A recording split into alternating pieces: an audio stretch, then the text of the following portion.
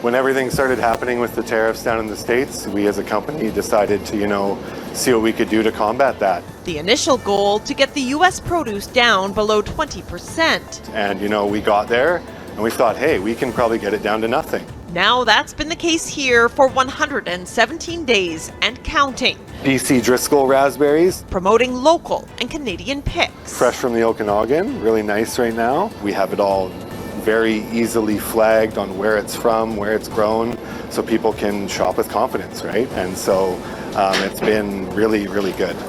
It's a sign of what's happening right across the country.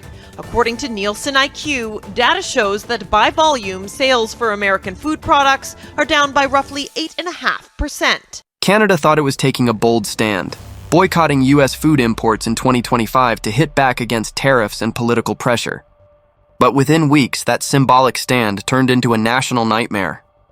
Grocery bills jumped, food banks overflowed, and desperate families were left rationing meals while Ottawa insisted everything was under control. Cities like Aurelia declared emergencies as food insecurity surged to record highs, 31% of households compared to just 14% a decade ago. And here's the kicker. Nearly half of those lining up at food banks were working Canadians.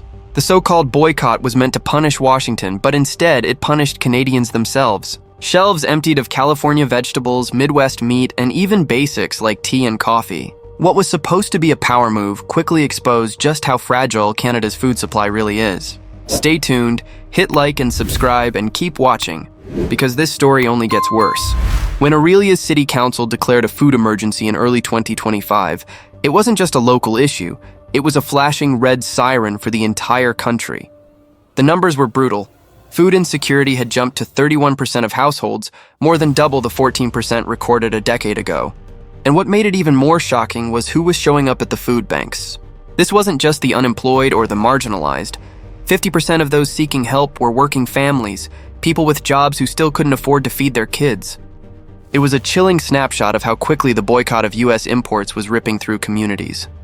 The Sharing Place Food Bank in Aurelia broke every record in its history. Volunteers couldn't keep up with demand. 40% of the clients were single-parent households, mothers skipping meals so their children could eat. Donations dried up because regular Canadians were themselves struggling to put food on the table. Lines stretched around blocks, forcing food banks to ration supplies. Imagine being told you could only take home enough food for 2 days because there wasn't enough to go around. That wasn't supposed to happen in a wealthy country like Canada, but Ottawa's boycott made it real. The decision to block American food wasn't just about tariffs. It was about politics. Ottawa wanted to show Washington it could push back. But in doing so, it cut off the lifeline that Canada depends on, American agriculture. California vegetables, Midwest beef, and even staples like coffee and tea were suddenly locked behind political theater. The shelves in grocery stores told the story. Produce sections looked half empty. Meat counters shrank and entire aisles became barren. For everyday families, it wasn't just about paying more. It was about finding food at all. And the price shock hit fast. Within weeks, basic grocery costs spiked 3 to 5% nationwide. That might sound modest, but when you zoom in, the real pain showed up in specific staples. Meat and vegetables jumped by 16%, while tea and coffee, products that Canadians consider daily essentials, soared by 13%. Families already squeezed by rent, mortgage rates, and fuel costs were now forced into impossible trade-offs.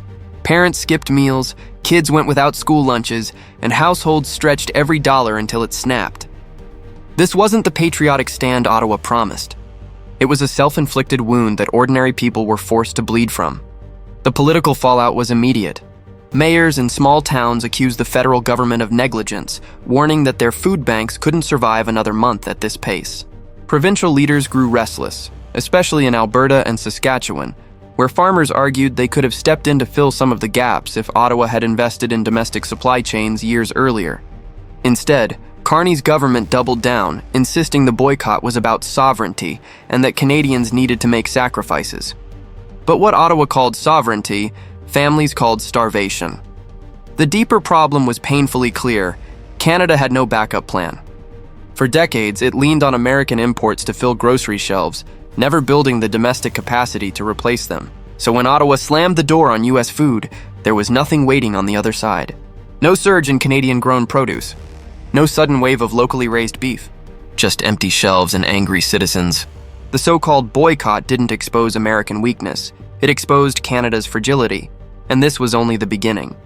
Because while Ottawa played politics, Washington barely blinked. The US simply redirected its food exports to Asia, Europe, and Latin America, shrugging off the loss of the Canadian market. Meanwhile, Canadians were left with sticker shock, rationing, and the humiliating sight of wealthier nations buying up the food that used to stock their stores. It was a one-sided war, and Ottawa had already lost. But that wasn't the whole story. What happened next would shake the political foundations of Carney's government and trigger outrage across the provinces. By mid-2025, the boycott wasn't just a policy, it was a national crisis. Families rationed food, parents cut back on meals, and local governments were left scrambling to pick up the pieces. What made it worse was the growing sense that Ottawa didn't have a clue how badly things were unraveling. Carney and his cabinet called the boycott a necessary step to defend Canadian sovereignty. But sovereignty doesn't put bread on the table. Sovereignty doesn't keep the grocery shelves stocked. To millions of Canadians, that word started sounding like a cruel joke. The numbers told a story the government couldn't spin. Food banks across the country set all-time records. In Toronto, demand surged so high that warehouses couldn't process donations fast enough. In Vancouver, wait times stretched hours just to get a single bag of groceries. Cities began using community centers as emergency distribution hubs, with police on standby to prevent scuffles in food lines. It felt less like Canada and more like a country buckling under sanctions. And yet, Ottawa refused to acknowledge the scale of the disaster. The provinces, however, were running out of patience. Alberta and Saskatchewan, furious that their farmers were sidelined, threatened to bypass Ottawa entirely. Leaders floated plans to strike independent trade deals with U.S. states, daring the federal government to stop them. Mayors from Ontario to British Columbia penned open letters slamming Carney for prioritizing a symbolic fight with Washington over the basic survival of his own citizens. Protests erupted outside Parliament, where angry crowds carried empty grocery bags as a symbol of Ottawa's failure. Meanwhile, the price shocks only deepened. Statistics Canada revealed grocery costs rising month after month, 3–5% overall, with no ceiling in sight. Fresh produce became a luxury item. Meat counters emptied faster than they were stocked. And Canadians learned a hard truth. When you shut off the tap from the United States, there's no easy replacement. Canada's domestic food industry wasn't ready, and Ottawa hadn't invested to make it ready. Families bore the cost of that neglect every time they checked out at the register, and while Canadians struggled, Washington smirked. Officials in D.C. dismissed the boycott as self-destructive theater. U.S. exporters redirected shipments to Asia, Europe, and Latin America, where demand was booming. American farmers lost nothing. In fact, some made more money than before. It was Canada, not the U.S., that ended up weaker, poorer, and more divided. Ottawa had picked a fight it couldn't win, and the world saw it. Even worse, the boycott shattered public trust. For years, Canadians tolerated high taxes and rising costs because they believed their leaders were acting in their best interest. But watching children go hungry while Ottawa bragged about taking a stand broke that illusion. Food banks began rationing not just how much a family could take, but how often they could come back. Imagine being told you could only return once every 2 weeks, no matter how desperate you were. That was the new normal in 2025 Canada. Carney's spin was relentless. He framed the crisis as temporary pain for long-term independence. He claimed Canada was building resilience, but there was no evidence of new farms, no surge in domestic production, and no plan to replace the lifeline Canada had just severed. It was all political theater, and Canadians knew it. Sovereignty meant nothing when kids were skipping meals, when single parents were collapsing from exhaustion, and when working families lined up for charity.